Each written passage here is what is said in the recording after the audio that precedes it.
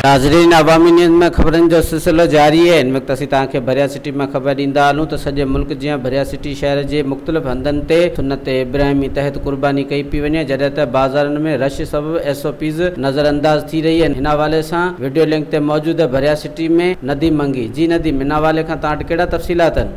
जी बिल्कुल, सॼे मुल्क जी भिरिया सिटी में भी ईद उल अज़हा नहायती अक़ीदत एहतराम जोश ऐं जज़्बे से मल्हाई पई वञे। शहर के मुख़्तलिफ़ हंधनि ते कुर्बानी के जानवरनि जी कुर्बानी सुन्नत इब्राहिमी तहत कई पई वञे। एक पासे ही सूरत हाल आहे त ॿिए पासे भिरिया सिटी की बाज़ारुनि जी रौनकूं पुण बहाल थी वियूं आहिनि। भिरिया सिटी की बाज़ार में ॿारनि जो तइदादु तमामु घणो नज़र अची रहियो आहे, जेके खाइण पीअण जी शयुनि सां गॾु रांदीका पिण वठी रहिया आहिनि ऐं ॾाढा ख़ुशि नज़र अची रहिया आहिनि। जॾहिं त कुछ ॿारड़ा झूलनि ते झूला झूली रहिया आहिनि, जेके तमामु घणा ख़ुशि आहिनि।